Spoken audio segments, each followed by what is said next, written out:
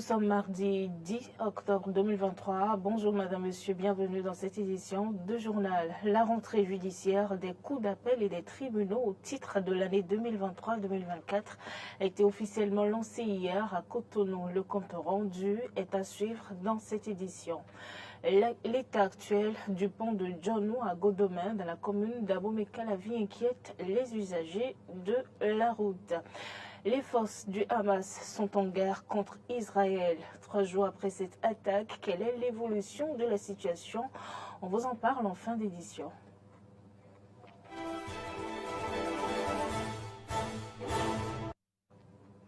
La cour d'appel de Cotonou a servi de cadre hier pour la cérémonie d'audience solennelle de la rentrée judiciaire des cours d'appel et des tribunaux au titre de l'année 2023-2024. Placée sous le thème « Quel leadership pour une gestion efficiente de nos juridictions », cette cérémonie, présidée par le premier président de la Cour d'appel de Cotonou, Justin Benameto, a été rehaussé par la présence du ministre de la Justice et de la Législation, Yvonne Detchenoir-Turando, y était pour le compte d'Eden TV.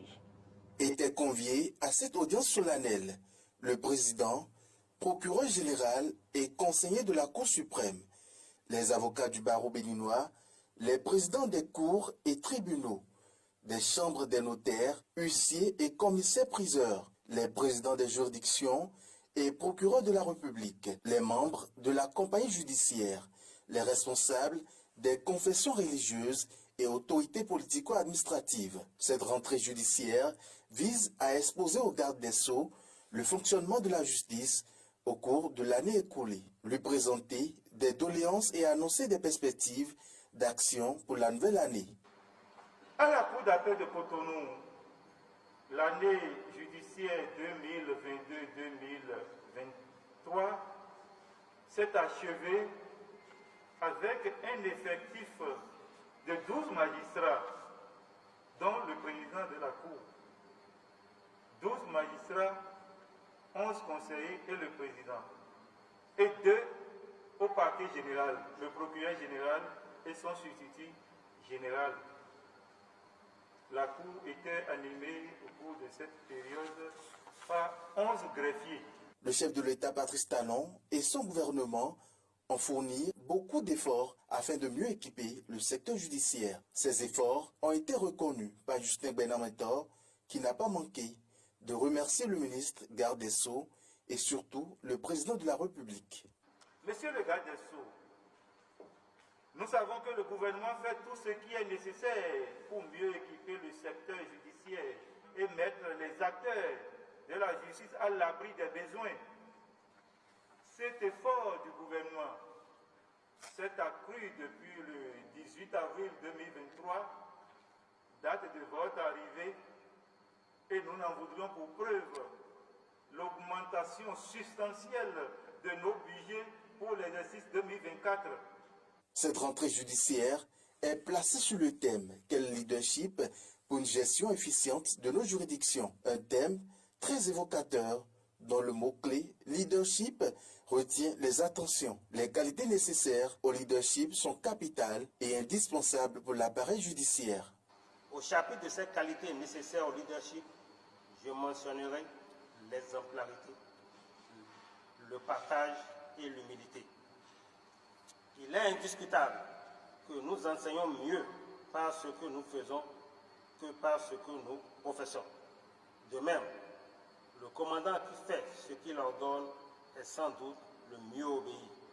Le système judiciaire béninois est confronté à beaucoup de problèmes. Mais ici, au cours de la rentrée judiciaire, la solution a été trouvée pour faire face à ces problèmes afin d'atteindre les objectifs. Nous devions veiller, puisque le thème est d'actualité et de plus en plus. Des séminaires sont animés autour le vœu des dirigeants et en particulier celui du garde des Sceaux, c'est de nous voir emprunter, adopter ces outils de développement, de gestion au niveau de nos juridictions pour pouvoir atteindre des résultats les plus probants, les plus efficients. La rentrée judiciaire 2022-2023 fait suite au colloque sur la modernisation de la justice au Bénin. Un colloque au cours duquel plusieurs recommandations ont été faites pour rendre plus efficace l'administration judiciaire béninoise. Et puis je vous parlais dans les titres de ce pont à Godomé. Réalisé il y a un peu plus d'une dizaine d'années, l'état actuel du pont de Djonou situé à Godomé dans la commune d'Abomey-Calavi inquiète les usagers de la route. Un triste constat qu'il dénonce dans ce reportage que nous propose Carnot Rumbeliento. Situé à Godomé dans la commune d'Abomey-Calavi, le pont de Djonou présente des signes de dégradation. Des fissures et crevasses s'observent sur le bitume. À cela s'ajoute l'état trop exigu de l'infrastructure. Tout ceci inquiète les usagers.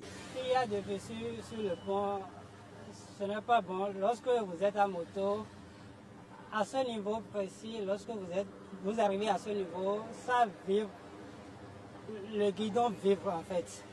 Donc je pense que ça gêne en réalité celui qui conduit juste à ce niveau. Et puis, je pense que le gouvernement va devoir faire quelque chose pour faciliter la circulation à ce niveau.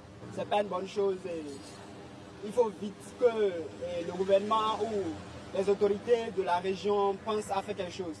À part qu'il conseille la vigilance en circulation à ce niveau, il demande un geste rapide des autorités en charge des transports pour la réhabilitation du pont. Ils n'ont qu'à faire beaucoup attention. Ici c'est le Bénin, ils n'ont qu'à faire beaucoup attention par rapport aux états de la route. Ils n'ont qu'à rouler doucement parce qu'on dit qu'il va lentement, va sûrement. Aux usagers, je dirais que il faut qu'il y ait la vigilance. Oui, il faut qu'il y ait la vigilance. Et puis aux autorités, j'exhorte aux autorités de réagir aussi un peu plus vite. Puisque l'État est comme ça maintenant il y a un peu longtemps. Comme on le dit, on ne sait jamais, donc le mal peut arriver à tout moment. Vivement qu'une solution soit trouvée dans les tout prochains jours, car l'état actuel de la voie constitue un grand risque pour les motocyclistes, les véhicules et surtout les gros porteurs qui transportent des marchandises du port de Cotonou vers les pays de l'Interland.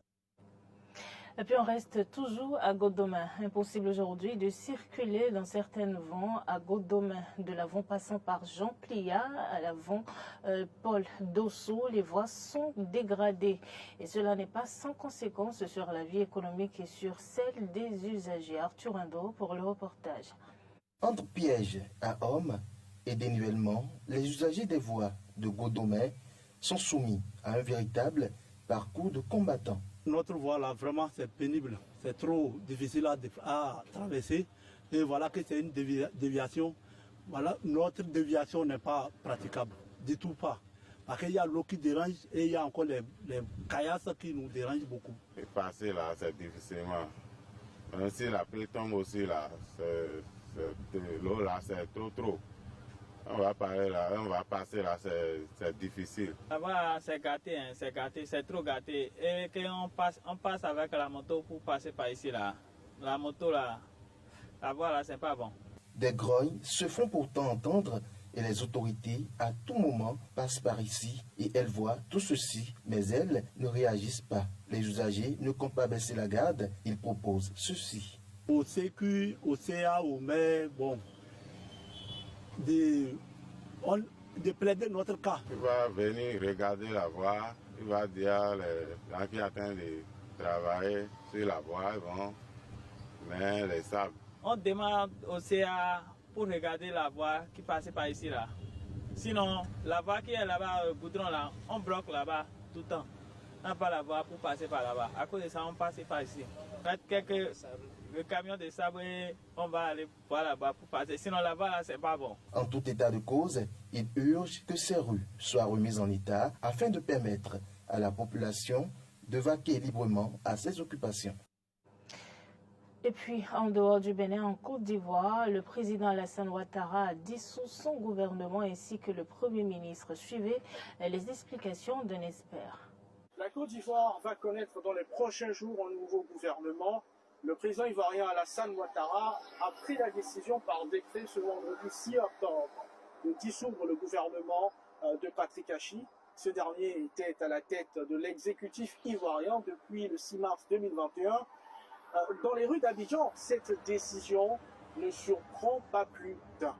D'accord. Je pense que ce remaniement vient à point nommé vu qu'on vient de finir les élections, les municipales et tout. Et donc, ce remaniement, on espère que ce remaniement apportera quelque chose de nouveau dans la vie de la population, vu que on sait tous que la vie devient de plus en plus chère. Peut-être ils pensent qu'il y a beaucoup de laisser-aller dans le gouvernement, qu'il veut réorganiser, qu'il veut redynamiser, qu'il veut rentrer en profondeur pour mieux stabiliser un peu la Côte d'Ivoire sur d'autres thèmes. Beaucoup d'Ivoiriens se plaignent actuellement. Il faut dire que on a entendu bien de choses sur la question de la crise de data, sur aussi la question du stade de BMP. Voilà, il faut dire que, en tout cas, ce remaniement vient à point nommé. Et donc, le président a eu le grand nœud, en tout cas, de pouvoir faire du remue-ménage dans ce gouvernement. Les attentes des populations par rapport au nouveau gouvernement sont les mêmes. Amoindrir le coût de la vie qui est devenu cher, baisse du taux de chômage et aide aux populations les plus vulnérables. En effet, l'inflation se fait ressentir et à titre d'exemple, le litre d'huile ou de farine a augmenté de 12% depuis 2022. Ce qu'on peut attendre au nouvel gouvernement, qu'il n'ait pensé aux pauvres, à nous qui n'arrivons pas à manger, n'arrivent pas aujourd'hui, la Côte d'Ivoire, les Ivoiriens n'arrivent pas à manger à leur faim. C'est tout. Aujourd'hui, tout est cher. Même pauvre paiement, tu n'arrives pas à payer. Tout le monde, 90% Ivoiriens aujourd'hui, n'arrive pas à travailler, n'arrive pas à manger à son faim. C'est ça qu'on attend des gouvernements. Le ministère de l'Agriculture aussi, parce qu'on constate que nos parents qui cultivent, on va dire, l'anacarde, le cacao, ne bénéficient pas de ce qu'ils sèment au fait. Parce que nos parents, ils font l'anacarde et le prix de l'anacarde baisse, le prix du cacao baisse. Donc ça mène encore, on va dire, les jeunes qui sont en train de cultiver à venir en ville pour pouvoir avoir d'autres moyens de sources de revenus. Alors que si le système de l'agriculture est, on va dire, développé, cela va permettre aux jeunes d'avoir de meilleures sources de revenus et de rester dans leur, on va dire, dans leur village pour pouvoir développer ce village-là et aussi permettre au pays de se développer en matière d'agriculture. Je suis jeune. On sait tous que le taux de chômage vraiment est galopant. Du coup, notre occupation serait que le gouvernement qui sera mis en place puisse se pencher sur le fait de pouvoir créer de l'emploi pour la jeunesse, aussi se pencher sur le côté adéquation, formation et puis le marché de l'emploi. Ce prochain remaniement devrait situer le parti au pouvoir RHDP pour la prochaine élection présidentielle de 2025 en remportant 60% des communes et 80% des régions. Le RHDP sort comme grand favori de ce scrutin. Et vous venez d'écouter des Ivoiriens qui ont exprimé leurs attentes par rapport au nouveau gouvernement. De l'autre côté d'Israël, Hamas a attaqué le pays et plusieurs nations ont manifesté leur soutien à Israël. Reportage. Les États-Unis enverront bientôt 20 à 25 avions de combat F-35 et F-15 supplémentaires au Moyen-Orient pour contenir l'Iran dans un contexte de tension autour de la bande de Gaza. Le but du transfert de combattants est d'empêcher une agression iranienne et l'escalade des hostilités au-delà des frontières israéliennes. Dans un même temps, l'Union européenne suspend les paiements aux Palestiniens d'une valeur de près de 700 millions d'euros et réexaminera leur projet commun à la lumière du conflit avec Israël. Le décret de terreur et de brutalité contre Israël et son peuple est un moment charnière. Il n'est pas possible de continuer comme si de rien n'était. En tant que principal donateur des Palestiniens, la Commission européenne réexamine l'ensemble de son programme de développement d'une valeur totale de 691 millions d'euros. Il faut maintenant établir les fondements de la paix, de la tolérance et de la coexistence. L'incitation à la haine, à la violence et la glorification de la terreur ont empoisonné l'esprit de trop de gens. Il faut agir et il faut le faire maintenant. Le gouvernement du Canada se dit prêt à fournir à Israël l'aide nécessaire face à la détérioration de la situation dans la région. C'est ce qu'a annoncé Justin Trudeau, Premier ministre canadien, dans un communiqué publié hier. En France, l'Élysée a réaffirmé son soutien à Israël par la voix de la première ministre française, Elisabeth Borne. Nous réclamons la libération immédiate des otages et exigeons qu'ils soient traités conformément au droit international. Et nous sommes en contact avec nos partenaires internationaux pour que la paix et la sécurité soient rétablies dans la région. Nous devons tous nous employer à protéger les civils. À nos amis israéliens, les Canadiens sont à vos côtés. Le gouvernement du Canada est prêt à vous aider, car rien ne pourra ébranler notre soutien envers le peuple israélien.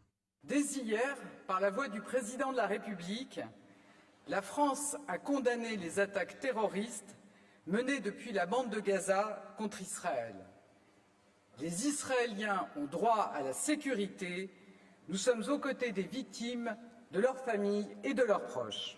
Anthony Blinken s'est entretenu avec les ministres des Affaires étrangères des pays arabes et ont conclu des accords de paix avec Israël, leur demandant de condamner l'offensive du Hamas. Cependant, cette demande du secrétaire d'État américain n'a suscité que peu de réactions. Le ministre saoudien des Affaires étrangères, Faisal bin Farhan al-Saoud, a déclaré que l'Arabie saoudite condamnait la prise pour cible des civils israéliens, mais ne condamnait pas l'attaque du Hamas. Pas plus de succès du côté égyptien. En effet, les négociateurs égyptiens n'ont pas réussi à convaincre les partisans du Hamas de libérer les citoyens israéliens retenus en otage par la partie palestinienne.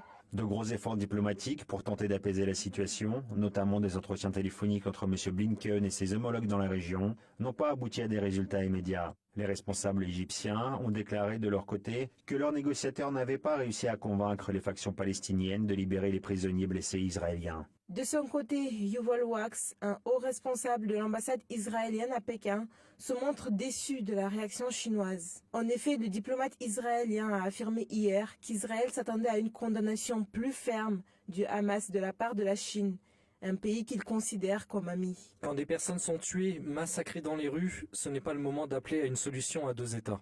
Dans le même temps, le chef de la Commission de l'Union africaine a appelé à la fin du conflit entre les forces israéliennes et le groupe palestinien Hamas, qui a déjà fait des centaines de morts des deux côtés. Moussa Faki Mahamat a appelé les deux parties à revenir sans condition préalable à la table des négociations pour mettre en œuvre le principe de deux États vivant côte à côte. Merci de nous avoir suivis. Bonne suite de programme à la compagnie d'Eden TV.